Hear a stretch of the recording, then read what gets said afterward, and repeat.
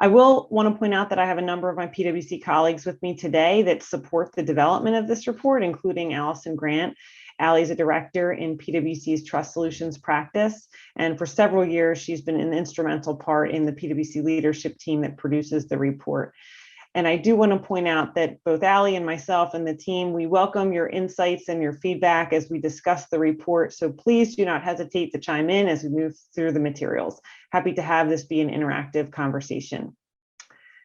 So this year's Women in Leadership report was a special report in that it was the 20th anniversary of the report. But what is the report about? Why do we publish it? The report provides data on the number of women leaders that are within the top 100 public companies in the Philadelphia region. And we use the Philadelphia Business Journal Top 100 Public Companies distinction to come up with our population. Specifically, the report provides data on women as leaders in the boardroom, in executive positions, and as top earners. And this year, we also added some insights on diversity in political offices, as well as trends in disclosing diversity information more broadly. But why do we do the report? We hope that the data and the analysis that's included in this report serves as a barometer for progress. And it also is helpful, hopefully, in our goal in educating the public with the hope of driving action to increase the number of women in leadership roles throughout the region. Quickly, some of the headlines from this year's report include slow but steady progress for women on boards. The number of female executives and top earners also increased very slightly, but unfortunately had some disheartening insights as well. And finally, we saw a significant shift toward transparency on reporting more holistic diversity data. So I do want to point out, as it relates to the Champions of Board Diversity, which is the slide you see here, that one of the most celebrated aspects of the report is the unveiling of our Champions of Board Diversity. And these are companies in the region that have 30% or more women on their boards. In this year's report, there were 27 companies that were identified as being Champions of Board Diversity. And this is up from 17 companies in 2019, so a 10 company increase. It's the largest number of companies that's been recognized since the forum has been tracking this data. And although we do tend to see some consistent names that appear on the list from year to year, we're also excited to share that this year we saw 12 new companies make our champions list this year. In addition, we highlighted 2 companies that went from having no females on their board in 2019 to having at least 1. So next, I'll share some more details about board data specifically. And I saw someone put in the chat, please feel free to chime in with questions as I move along, or someone can chime in to stop me. You will see on this slide the history of the gender equity or inequity at times in the boardroom, and the fact that it has been steadily progressing for the positive, but at a slow pace over the 10-year span that you see here.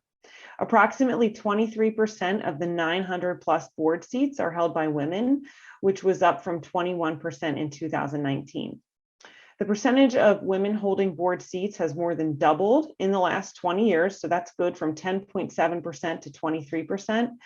And the number of companies without female representation on their boards has dropped each year since 2014, from 35 companies in 2014 to only 5 in 2020. However, it is worth pointing out that this stat still means that 5% of the top 100 public companies in Philadelphia have no females at all on their board. The next slide that I'm going to highlight is what we call velocity data as it relates to the boards. What is velocity data? Velocity data analyzes the diversity related to the board seats that are filled in the current year. So this past year, we noted that only 36% of board openings went to women, so a slight decline from the previous year. And that still represents less than half of the board seats that were filled in 2020 going to females. With that, I will move to some information on executives and top earner statistics.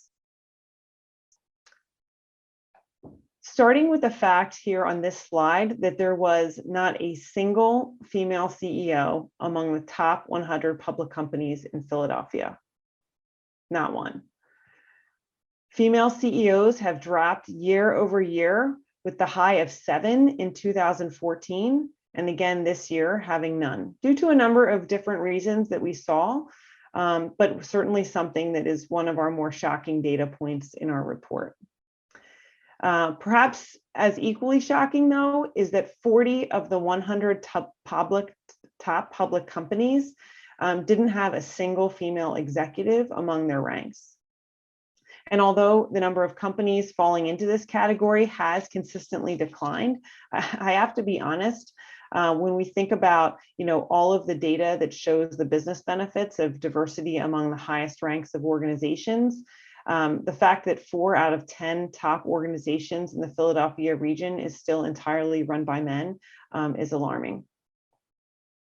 So move on to the next slide, please.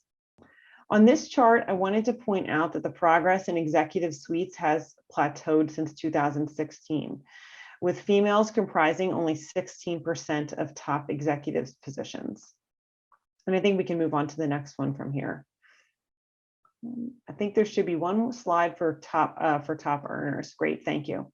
Related to top earners, another alarming stat is that 54% of the top 100 companies are operating with no female top earners. And with the recent pandemic, we're watching to see if both the top earner and executive data will be negatively impacted. So the last 2 areas I'd like to highlight from the report are the diversity data and statistics on elected officials, but maybe I'll pause there just to see if there's comments. Yeah, Colleen, I'm curious. So 54% of companies had no women in the top earners. And what, can you tie that? I think you already said it, to the percentage of women on board positions. You're putting out a lot of data, and I would love to be able to tie those together for myself. I'm guessing I'm not the only one. Sure. So we look at this data as it relates to the public companies categorically. So first, for boards, they're not considered the top earners unless they're an executive, from the company. They're not considered the top earners. So we analyze the boards. And from a board perspective, we have seen, more success. So this year, we have the most number of companies ever where we have seen having more than 30% of women on their boards. So that's one statistic that we track. But also separately this year, there's 23% of the 900 plus board seats in public companies that are being filled by women. Robert, so 23% of the board seats as a whole. Yeah. But that is separate, from thinking about the executive officer data and the top earner data. And to be fair, I think the top earner data and the executive officer data, that's much more disheartening. When you think that some of the top earner data, 54 out of 100 companies, they didn't have a single female top earner. And for the executive data, there again are no female executives, chief executive officers, I should say. And then as it relates to just having any females at all in the executive ranks of the companies, there are 40 companies that don't have a single female executive. Mm-hmm. I'll hit pause there for a second, though, because I do know I'm throwing a lot of data out, and you should have access to the report, but it's a lot to digest. Any other thoughts or questions on that information, though? Colleen, we do have a question about why we chose to only benchmark the public companies. So maybe this would be a good time to sort of step back and talk about the methodology and why we do limit it to the public companies. Sure.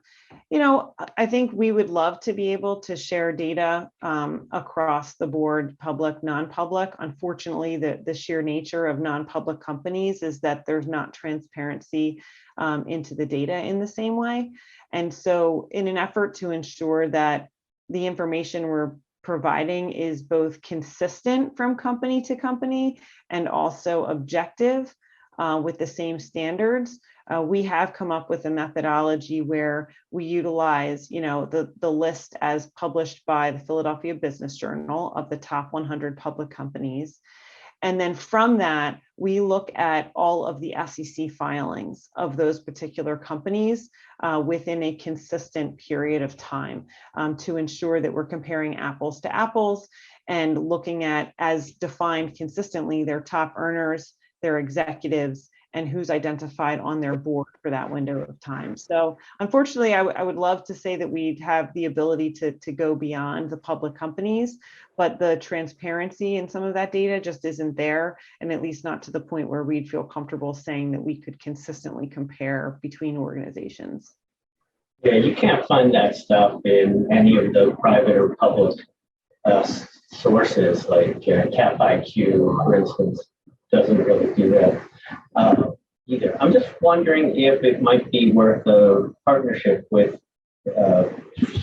Philadelphia Business Journal. I mean, we were in the Philly 100 for a while, and maybe they'd be willing to add some questions to their forum to work with you and show, it'd be good for them, I think, publicity or whatever. Yeah, that's great feedback. Thank you. And we have had the benefit of a contact at the Business Journal that is very helpful with acknowledging that we utilize this information as a basis, Michael, for our report. And in fact, they tend to be very helpful in collaborating with us as it relates to, when the data is coming out and things along those lines. However, it's great feedback, for us to think about other ways that we could use, the Business Journal's platform to move the needle on this topic. Any other thoughts or questions? Oh, I think I see one coming in. Does the forum have an achievement goal for percentage of female representation, boards, top earners, et cetera? If not, what are the thoughts on the goals? It's interesting.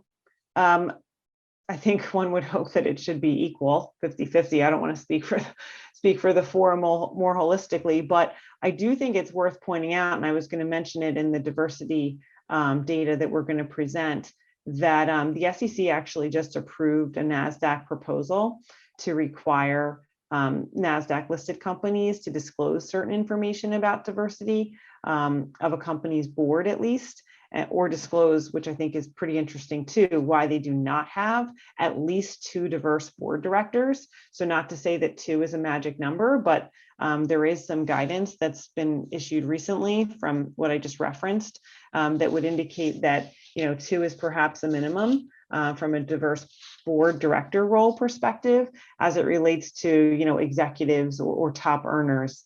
I don't think there's perhaps a specific number, but certainly more parity directionally than what we have is what we were trying to point out. Any other thoughts or questions before I move on to some of the diversity information and this disclosure specifically? Thanks. Colleen, I am curious, and I don't want to get ahead of myself. So if you have this later, that's fine. We were talking very briefly. I'm sorry. Robert, I think you went on mute there. Sorry about that. About how different the Philadelphia region is from other regions. Yeah, thanks for bringing that up. We do have the benefit of, I'll say, similar type reports that have been published in other large metropolitan areas. Unfortunately, I think what we've come to realize is that Philadelphia is not an anomaly in its statistics. Very much similar in terms of representation to some of the other large metropolitan areas where large public companies have been analyzed. So nothing we think that's unique to Philadelphia.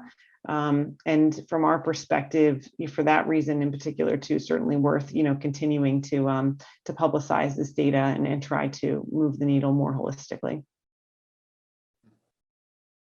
In some ways that offers some relief, being from Philadelphia, and in other ways it's even more distressing. Yes. Right. Agreed. Agreed. Okay. Colleen, I was just going to jump in on the last question, and bring up the fact that in 2017, the forum was instrumental in pushing through the resolution in the Pennsylvania House. And in that resolution, House Resolution 273, we were pushing for 30% women directors by the end of 2020 for companies doing business in Pennsylvania. So obviously, based on the information and the data that you were just sharing with everyone, we come short of that goal. But that was something that we had as a goal just 5 years ago to try and attain. That's great. Thanks, Chris. Another question, and I don't know if this is appropriate, and is it appropriate to kind of speak about champions or who's championing? Who do you? I don't know if I can even say that word, championing the cause of this. I mean, it sounds to me like you need, we need a consistent effort is needed, and people have to be focusing on this in my experience. Yep. And I am excited that, after me, you'll hear from my fellow forum member, Deneen. We're going to talk a little bit about, ways to improve, gender equity within your own company. But I can share that, within some of the past issues of the report, we've done things like share helpful tools, insights, things that organizations can put into place that hopefully will, make a difference. One of the things we spend a lot of time talking about, and we talked, I know Robert briefly, in preparation for this call too, is the importance of pipeline development, because what you're seeing in this report is a reflection of executive leadership, whether at the board or within the organization. And what we find to be extremely interesting is, what's behind those numbers, and who is coming up through the organizations that can hopefully make an impact to change these numbers and these figures in a positive way. And so where we have seen successes, we've had, sessions with organizations where, we've been able to learn different types of programs or helpful tools that might be in place to lift people up through the various ranks who can offer a diverse perspective and ultimately take some of these executive leadership roles. But to be fair, really the pipeline, I think, is where folks, have discussed the importances and focusing on the development of that pipeline, which and I know we've spent a lot of time talking about this at the forum in light of the pandemic, is a pretty interesting fact pattern, because, although in this particular year, I don't know that we saw a drastic change in the data at the leadership level from a female executive perspective, it will be very interesting to see if that pipeline is affected, a few years down the road, or, even longer down the road, as a result of things like the She Session that we hear about in the news. So that's some of the things we've been talking about. And Colleen, I think, we'd be remiss as part of this conversation if we didn't recognize that as a significant issue that we're going to need to really double down on going forward. And, Robert, the question you asked is a really good one. And that's the importance of these types of conversations, because we learn from one another. We become educated on where we are, both in terms of individual organizations, but also collectively. Where are we in the Philadelphia region? What do we need to do to move the needle? Some companies have been very successful, other companies not so much. Some things have worked well and other things haven't. So how do we discuss what's worked well? How do we educate one another, learn from one another, and then collectively move the needle in a very positive way? But as Colleen said, you can't overlook the pipeline issues and the focus that we each need to have within our own organizations on development of our own people, really tapping into, those individuals who have significant leadership opportunities and possibilities, and making sure we're creating the right development plans for them. And we can chat a little bit about that in the next segment.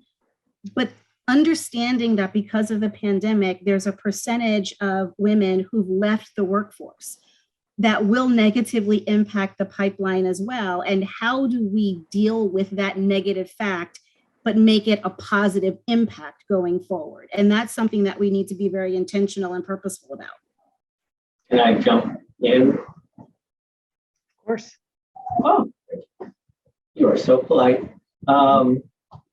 Yeah, I mean, what Deneen just said, I saw a stat recently, lies, damn lies, and statistics, of course, but that after where we are now, basically all the males in the labor force, it's about where it was before, but it's something like 4 or 5 million women short of where it was.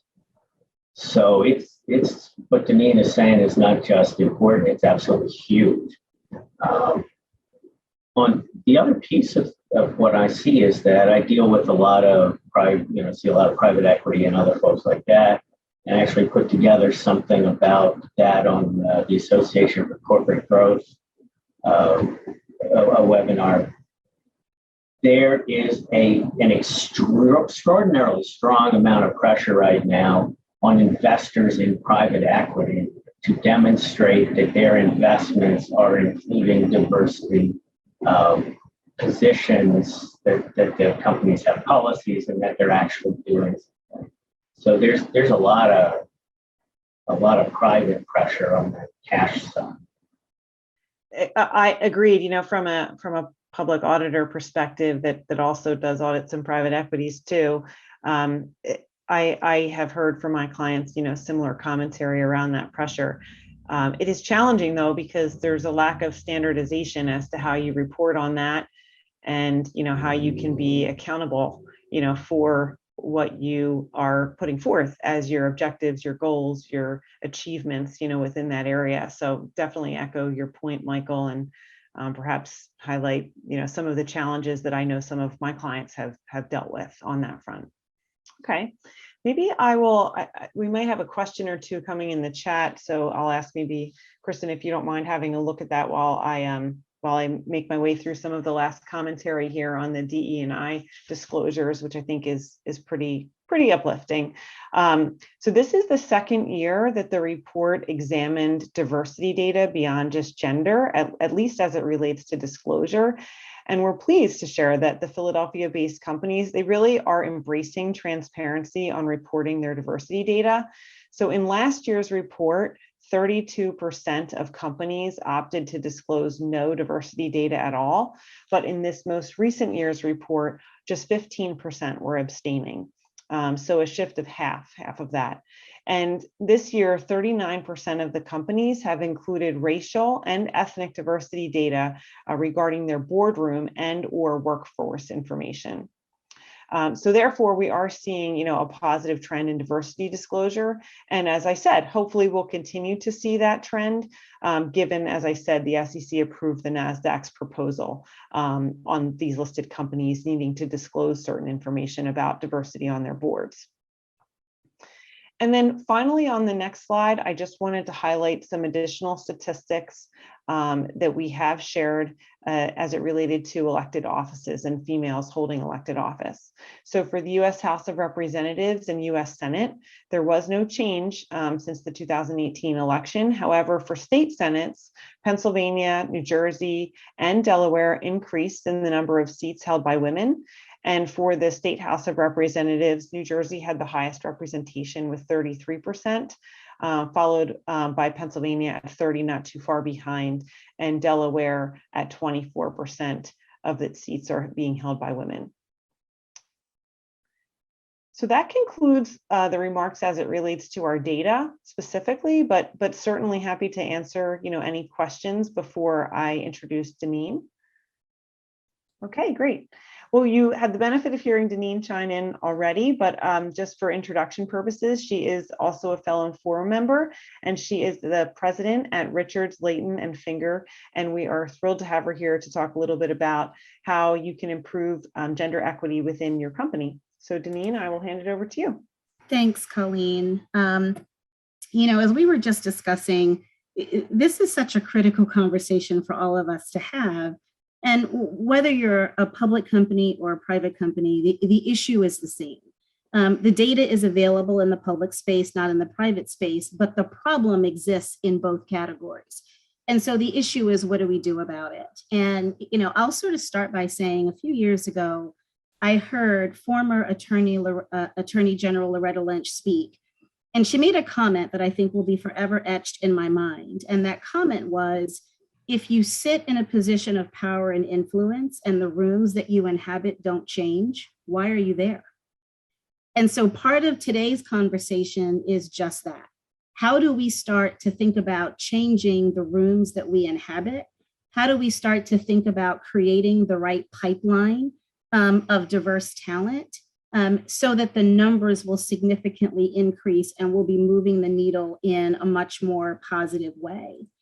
So I want to chat a little bit about what are some of the things that companies can do to improve their gender equity within their own organization. And as I said before, I'm a firm believer that every organization has this obligation internally, but externally as well, when we start to collaborate with one another and work collectively to move positive change.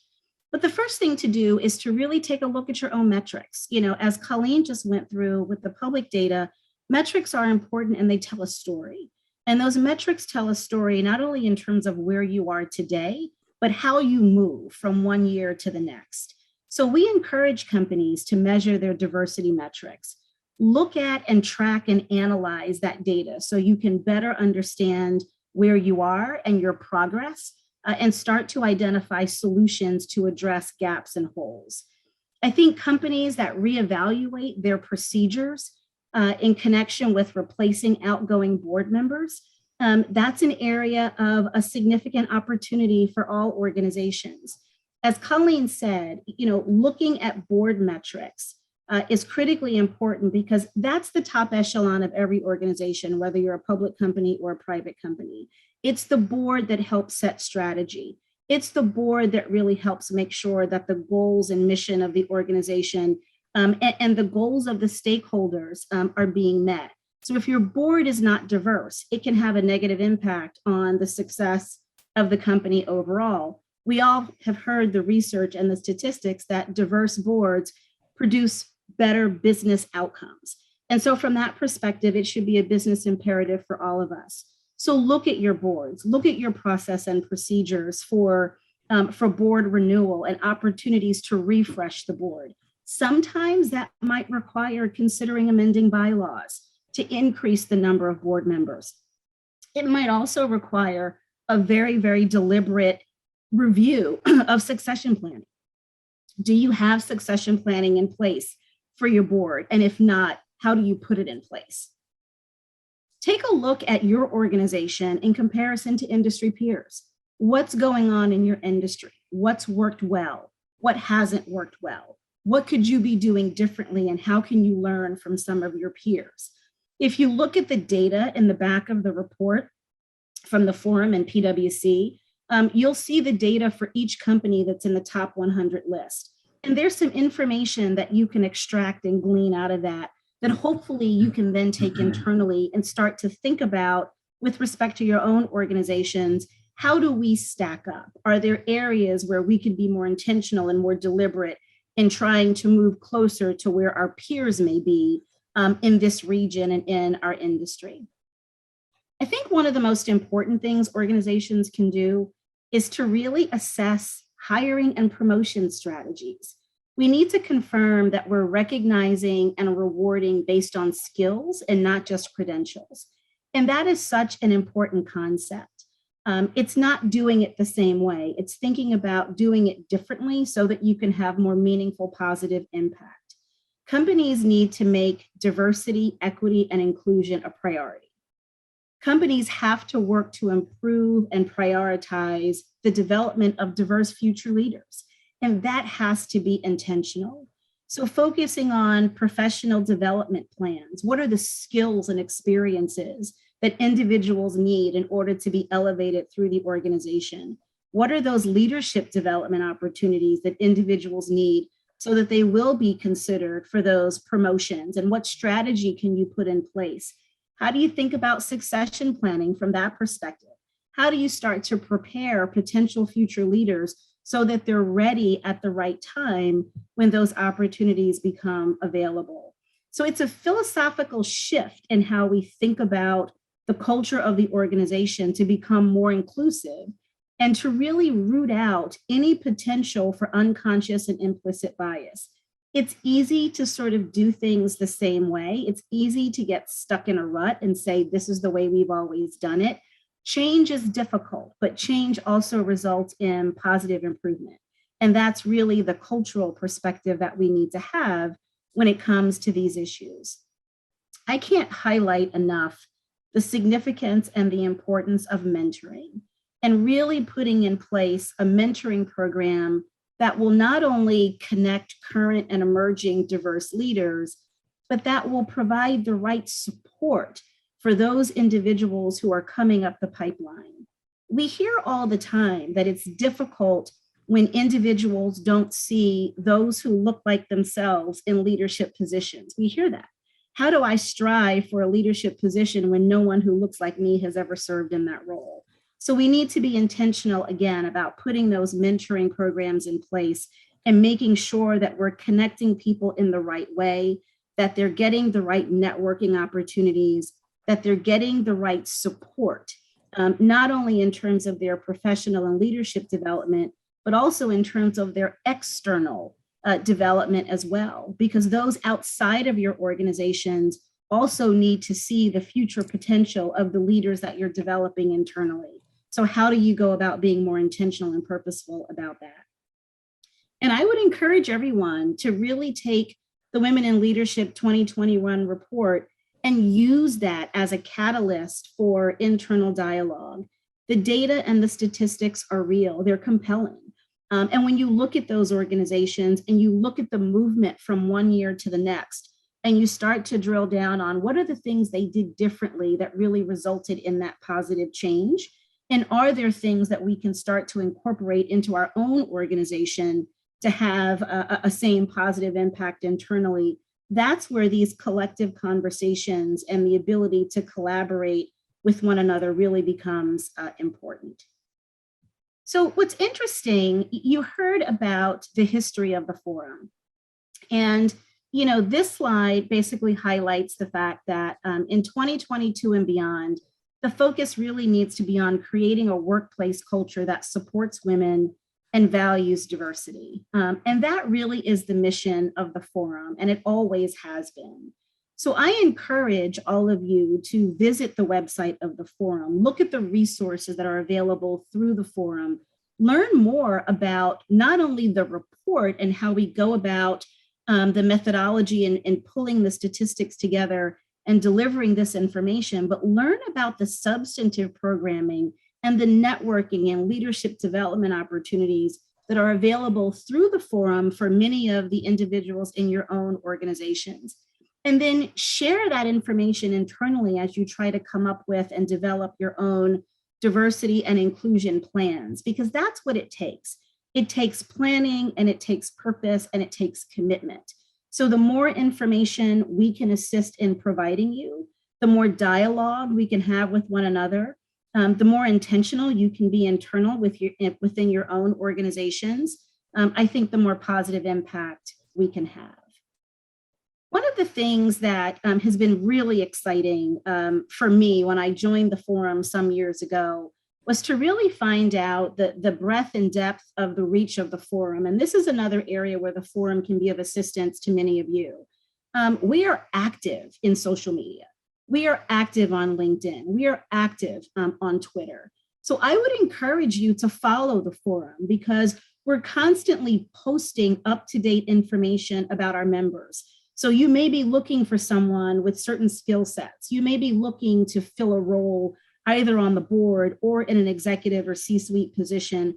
And I would encourage you to look at the expertise and the skills and the caliber of the membership within the forum to assist in that way. Follow us for the events and the programs and forum news. Again, it's educational, but a lot of that is also information that can be helpful to each of your organizations as you build out your own policies and procedures and programs. I'm a firm believer that you don't need to reinvent the wheel in order to be successful in these areas. Learn from others. And if the forum has programming that would be helpful to you and the individuals in your organization as you're looking at succession planning and development opportunities, please reach out to us and let us be a resource and let us be of assistance to you in that regard. I'm always excited to share our upcoming events, because these are some of the events that really provide not only information and education and great learning for all of us, but the opportunity and the ability to network and to meet people and to start to expand our scope and our reach. So within the forum, we have a number of upcoming events that I would really encourage each of you to take a look into and see if it might be worth having individuals in your organization participate. We're holding a pay equity roundtable. It will be virtual on Thursday, March 24th at 8:30 in the morning. It will feature forum members Jocelyn Ewert. She's a chair of our pay equity committee. Keisha Hawthorne, who is a senior vice president and chief operating officer of Children's Hospital of Philadelphia. Alice Lindenauer, who's managing director of global human resources at Hamilton Lane. And David Anderson, who's assistant professor of analytics at Villanova School of Business and co-founder of Pay Analytics.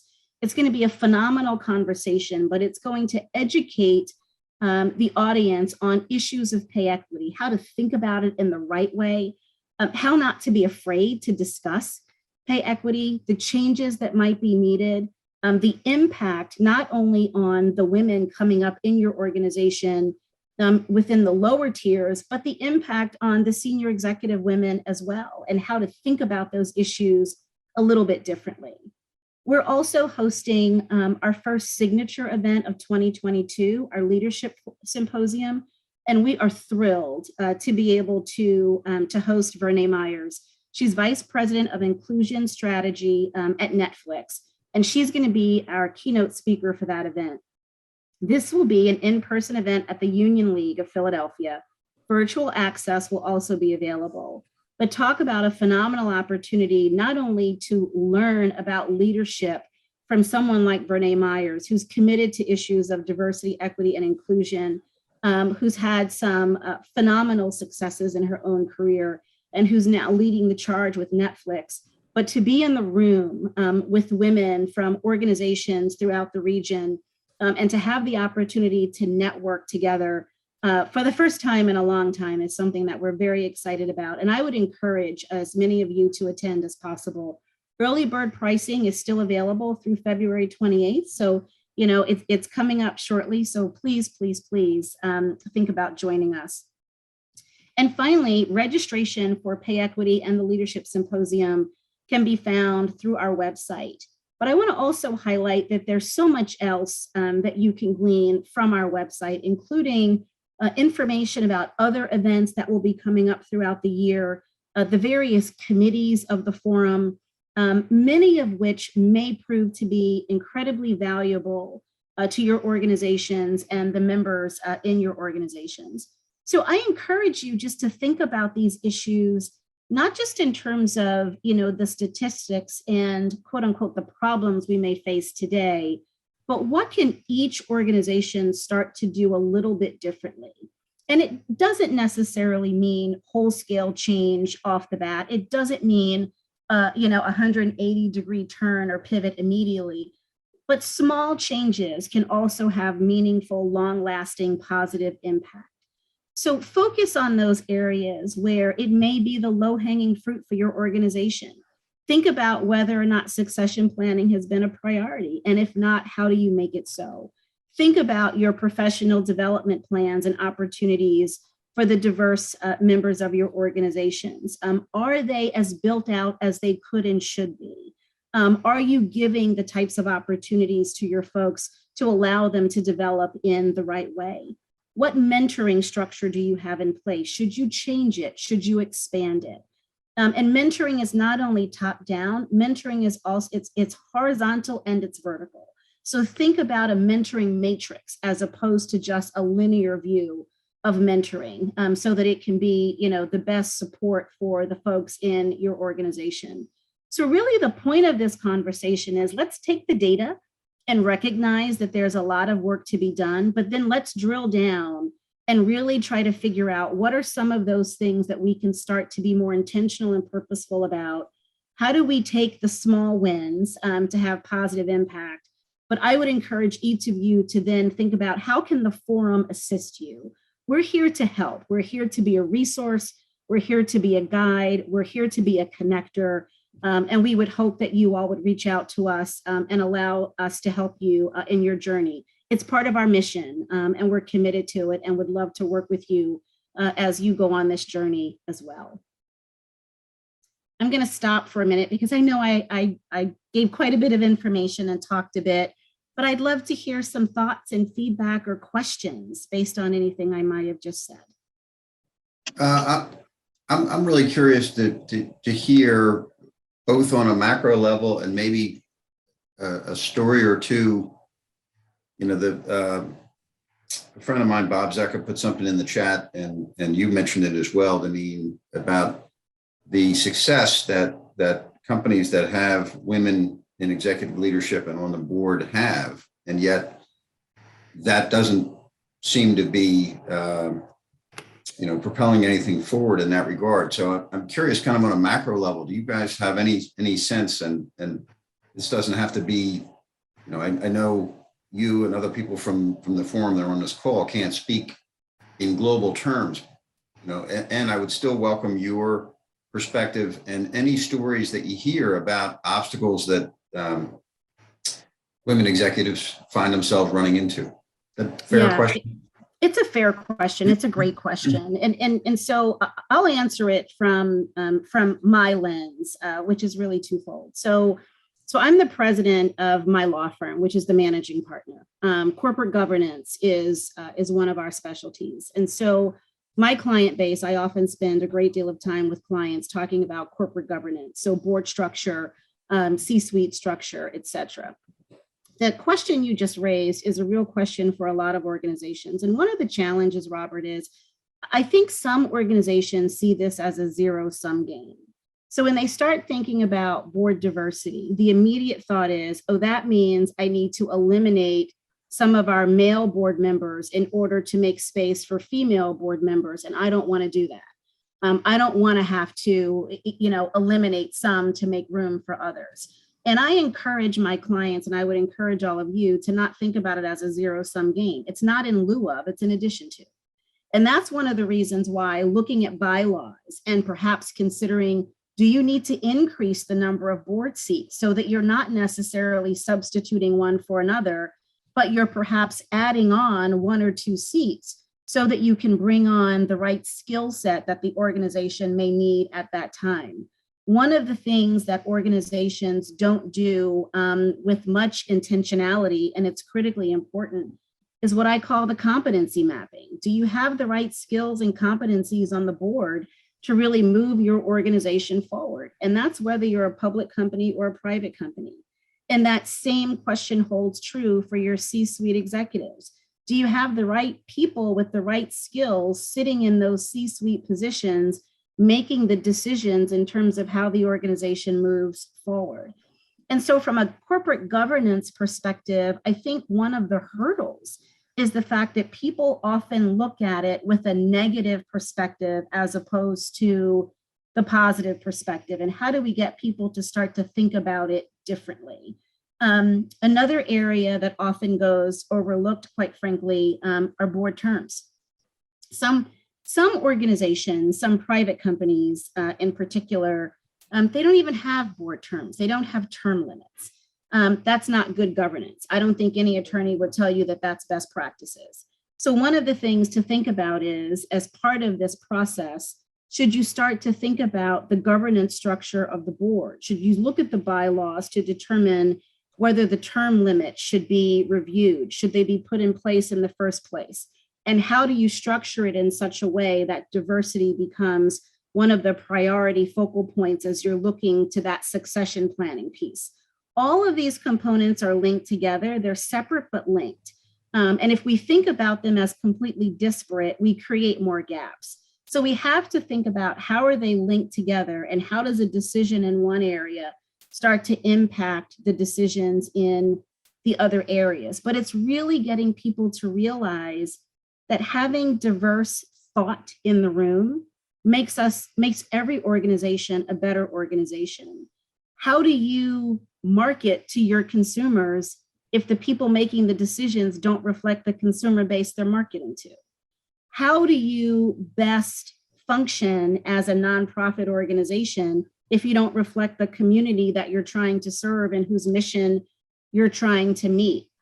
How are you necessarily or not necessarily going to get the greatest bang for the buck for your shareholders and your stockholders if you're not thinking about issues of diversity, equity, and inclusion. And I think someone mentioned a little while ago, when you look at private equity firms, there's a real focus on ESG. Well, the G piece of that, the governance, is critically important. And if any of us think that we're going to be able to recruit the top talent and retain that talent without having a focus on diversity, we're kidding ourselves, because the generations coming behind us are laser focused on these issues. And so the success of our organizations, both now and going forward, are really going to be dependent on how willing are we to really focus on an area that's not only important for us, but it's a priority for the generations coming behind us. And it's become a priority for the consumers that we're selling and marketing to and the communities that we're serving. Yeah, thanks, Deneen. So I am aware of where we are time-wise. If we're right up on the hour, I would welcome the opportunity for people to stay, whether it's Beacon only and continue to discuss this, or whoever is able to stay from the forum. I would welcome that as well. I have a feeling that there are more questions. I don't want to dominate the questions. So are there other questions that people have at the moment? It's Pam. I have one. So we've talked a lot about pay equity and the issues that we see with promotions for women and pay equity. But in my experience, part of the challenge that some organizations face is that women leave the workforce before they get to a point in their career where they would be ready to move into a C-suite or into a more senior level position. And so I'm wondering what, if anything, you're seeing organizations do to address keeping women in the organization longer so that they can move up into that pipeline that we've been talking about. I'm happy to jump in and start. So I can't remember the name of the movie, but remember the baseball movie, and the comment was, if you build it, they will come. Oh, Field of Dreams. Field of Dreams, there you go. So it really, if you build it, they will come, and if you build it right, they will stay. And that's really what it boils down to. You have to give them a reason to want to stay. And if you're not focused on their development, if you're not focused on their future, if you're not making it apparent to them that you're vested in them and their future and their development, there's no reason for them to stay. They're not going to become sticky to the organization, and they're not going to have the glue to the culture that you want if you don't give them a reason to be sticky. And so that's why all of these issues are so important. When you think about the amount of money you all spend on recruiting, you spend a lot of time wanting to get the right talent in the door. You don't want to lose that money by then having that talent go elsewhere because they decide the opportunities are better at another organization. So that's why I think if you're structuring the mentoring program, if you're focused on professional development and leadership development in the right way, if it's really a partnership with the folks in the organization so that it's a constant conversation and communication so that they know you're vested in them. It doesn't help if the senior leaders all sit in the room and say, we think Pam is great and she has a great future, but no one ever tells Pam she's great. And no one ever makes Pam think she has a future. So the communication and the transparency piece of this are critically important as well. Okay, so I'm getting word. I'm getting word that the forum, the women from the forum, have to drop after this question. So I want to express my gratitude for sharing your report and for engaging in a conversation, which is hopefully is not a one and done for any of us. Colleen Crowley, I really appreciate it. Deneen, Damon, I greatly appreciated. Julie Cayley and Kristen McKenna, thank you so much. I did not mention my co-chair, Deming Love, who I think is on the call. So I appreciate that. I appreciate Zoe's help in coordinating it. Beacon is the premier executive networking organization serving the Mid-Atlantic region. To learn more, go to beaconforlife.org.